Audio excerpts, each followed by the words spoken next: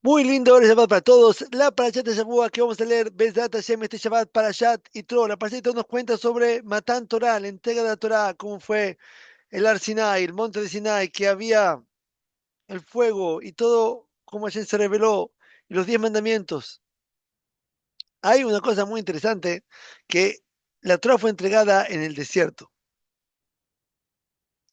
La pregunta, el desierto no es el lugar más lindo que hay en el mundo. ¿Por qué Hashem no nos dio la Torah en Cancún, en Miami, en Bariloche? ¿Por qué en un lugar así que está completamente muerto el lugar, no hay ningún paisaje, no hay nada, es solamente arena, arena, arena, un lugar sin vida? La Torah sería mejor dar en un lugar, en Suiza, qué sé yo, pero no en el desierto, es el, digamos, el peor lugar del mundo para dar la Torah, en un lugar así, es un lugar lindo. Segunda pregunta. Está escrito en Midrash que cuando Hashem dio la Torá, entonces no solamente está escrito que toda la gente que estaba enferma se curó, había Rabbi Eliashib, dice que en Shavuot hay una esgulá de la persona pedir en el pensamiento, ¿sí? Cuando está escuchando los 10 mandamientos, de pedir por la gente se cure, porque cuando fue Matán Torá, está escrito que todo el pueblo veía las voces, también escuchaba, entonces todo el mundo se curó, empezó que no veía bien de repente, entonces veía bien, que no escuchaba, ahora escuchaba. Entonces una sgulá en Shavuot, hoy no es Shavuot, ¿sí? Pero se va en Shavuot una sgulá de no hablar cuando está escuchando los 10 mandamientos, pero sí de pensar por una persona que uno quiere pedir que tenga salud, refuah shlema.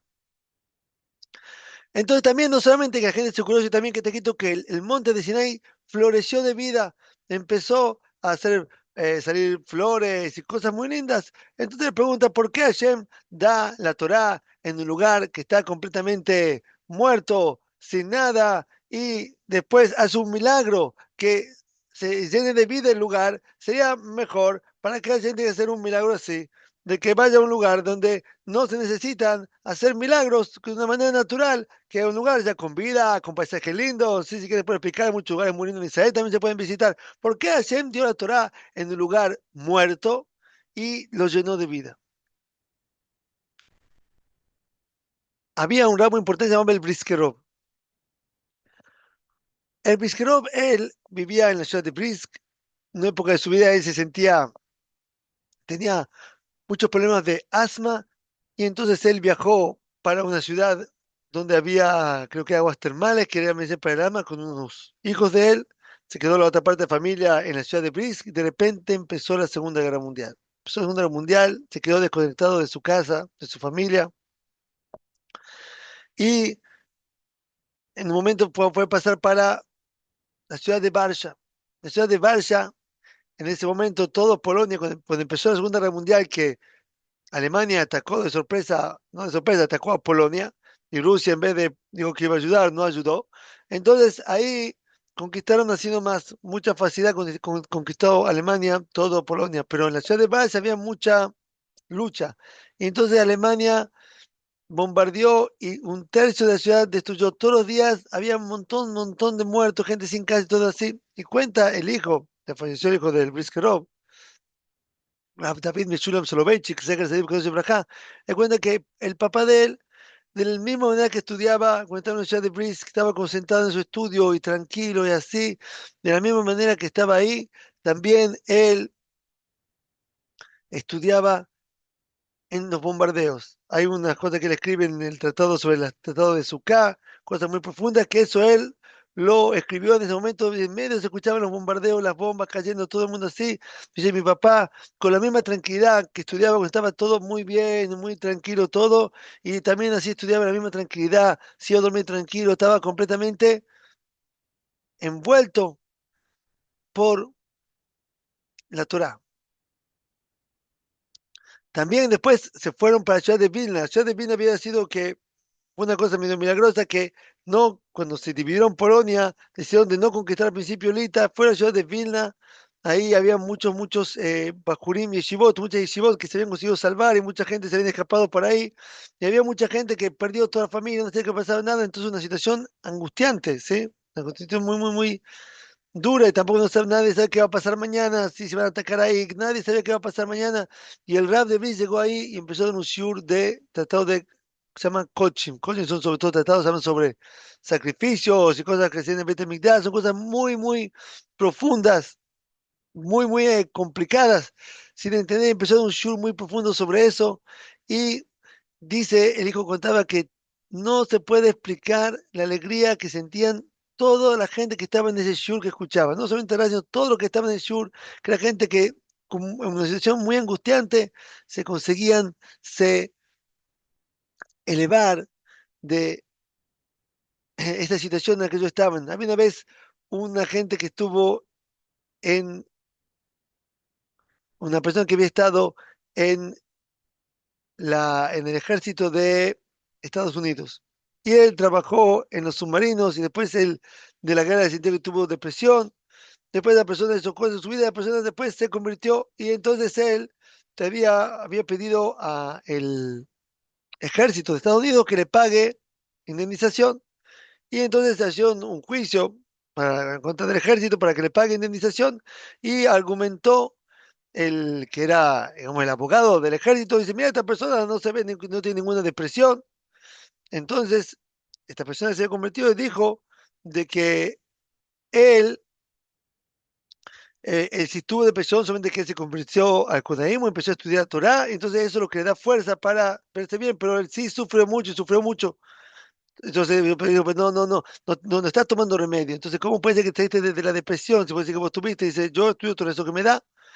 Y entonces el juez le digo que esta persona, Ger Tzedek, esta persona que se ha convertido, tiene razón. Pues yo también estuve en el ejército y yo estaba también, yo estaba en submarinos y había submarinos ves que se parece muy lindo, ver los pescaditos, sí, los tiburones, los delfines, parece que es muy depreciante. Yo también nunca estuve en un submarino así por mucho tiempo.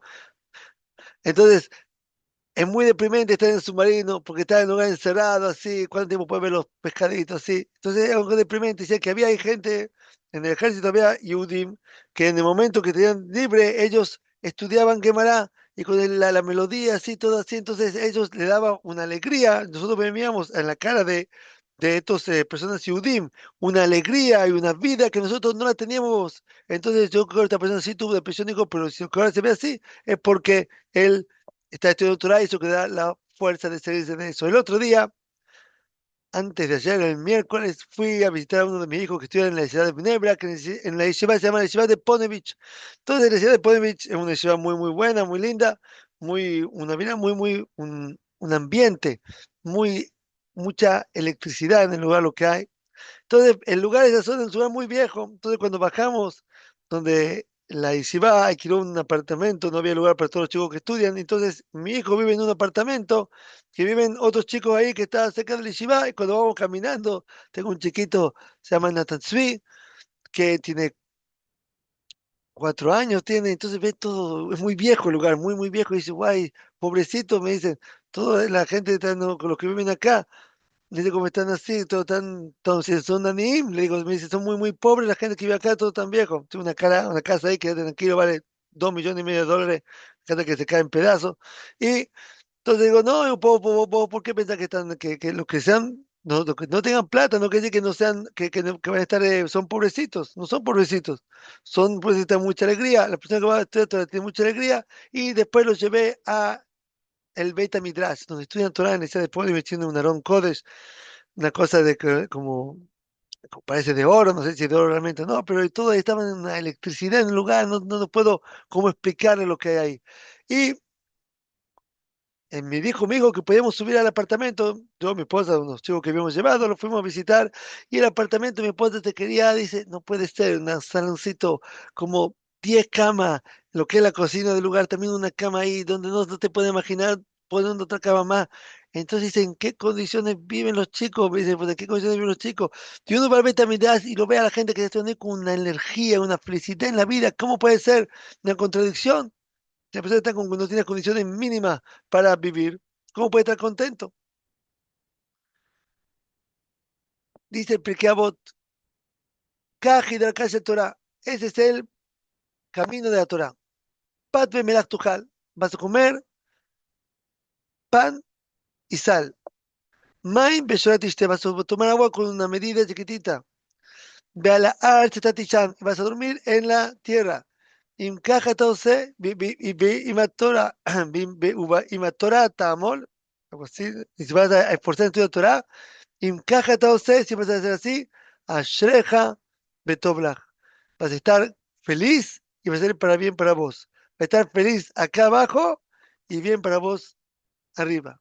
La felicidad y la energía y la Jaim, se dice en hebreo, y la vida que da una persona que estudia Torah es una cosa que solamente quien lo vive lo va a poder decir, una cosa inexplicable.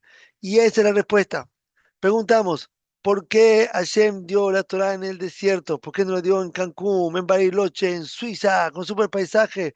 Para enseñarnos que ahí la Torah, en cualquier situación que la persona esté, la Torah está por sobre cualquier situación, y ahí la Torah va a florecer a toda la persona, se va a llenar de vida a toda, así como el monte Sinai, una cosa en el desierto se llenó de vida, así también la persona que él va a estudiar un poco de Torah, va a estudiar más Torah y más Torah, más así se va a llenar de vida. Y la última historia había un Rav Gifter, me parece que esta historia de que estuvo en Estados Unidos, en uno de los Rosh Yeshivot de Yeshiva de Tez de Estados Unidos, él contó, él había era un chico que vivía en Estados Unidos, una vez fue el Rav de Ponevich, el Ponevich Rav Kahneman fue a Estados Unidos a juntar plata en Yeshiva y él habló en la ciudad donde vivían los padres de él y dijo, ¿cómo puede ser que acá no hay un Heder? ¿Cómo ustedes no mandan a sus chicos un Heder a estudiar Torah? En la época de, después de la Primera Guerra Mundial, o antes de, después, en la época antes de la Segunda Guerra Mundial me parece que fue, y ahí lo mandó el padre para su hijo a estudiar a la ciudad de Tels en Europa. Llegó a la ciudad de Tels, contó que el chico que lo recibió tiene un chico con mucha alegría, tiene una felicidad, una felicidad. Después le contaron que los chicos más pobres que hay en el lugar no tienen él tenía que juntar plata así para tener algo para comer, los padres no podían ayudarlo para nada. Entonces le preguntó, ¿cómo puede estar tan contento así? ¿Cómo puede estar tan contento? Le dijo, vos recién llegaste acá, vos todavía no probaste lo que es el gusto de la Torah y me venía a preguntar preguntas así. Él contó después de volver a Estados Unidos y decían que querían abrir con el tío de él, era Block, se llamaba la Yeshiva de Tels en Estados Unidos. Cuando fueron a abrir la Yeshiva de Tels, entonces una vez, no, antes de eso sí, estaban haciendo, entraron en una librería de un Yehudi y preguntaron si tenía el libro que se llama Xota Hoshem. Fueron a preguntar el libro Xota Hoshem y entonces dijo, guay, dice el vendedor, la última vez que alguien me pidió ese libro fue hace 30 años, voy a buscar y baja el depósito, empieza a mover cosas así a buscar hasta que encuentra y se los da al libro y le dice, por favor, yo le pido a ustedes, este es el último Sotahoshen que hay en Estados Unidos. No se va, que nunca, no creo que se va a otra vez a imprimir más un libro así. Entonces te pido, por favor, cuídenlo. Cuídenlo, por favor, porque el último es el único el último que va a haber en Estados Unidos. Es ese. El último Sotahoshen que se va a vender en Estados Unidos. Así le dijo. Y después le dijo a ustedes, yo escuché que eran una yeshiva, y ustedes perdieron, ya habían perdido a la familia en la Shoah, si ustedes perdieron a la familia en la Shoah, no les fue suficiente, el Rabbi Gift se había casado en Europa, después en la yeshiva se casó con la nieta de los yeshiva de Tez, y ustedes perdieron toda la familia en la Shoah, no tienen suficiente sufrimiento, que ahora van a querer abrir una yeshiva y no les va a funcionar la yeshiva, quieren hacerse más sufrimiento para ustedes, ¿para qué hacer una cosa así? ¿Para qué se van a casar una cosa que les va a amargar la vida? Dijo el Rav Gifte cuando salió de ahí, él contaba esto y dijo, estaba todo así como estremecido lo que había dicho. ¿Cómo es una cosa así que de buena yeshiva, que no se va a hacer? Dijo el tío, la verdad, él tiene razón lo que te dice. Él tiene razón lo que nos está diciendo acá. No hay ninguna posibilidad lógica, estadísticamente hablando, que funcione una yeshiva en Estados Unidos, en la situación que está en Estados Unidos. Pero la Torá, les dijo, la Torá está por sobre todo. Así como el monte de Sinai, que una cosa muerta floreció, así también con la fuerza de la Torah florecer, no solamente a quien la hace, la estudia, sino de florecer y crecer contra de todas las estadísticas y en las situaciones más inexplicables y más que uno pensaría que es imposible que eso funcione. Besat Hashem, así como recibió por un judío la Torah y le dio la vida, hoy también la Torah le da vida a la persona que estudia. Cuanto más estudiemos Torah, más alegría, más Jaim vamos a tener. Muy lindo Shabbat para todos, todo lo mejor, toda la braja.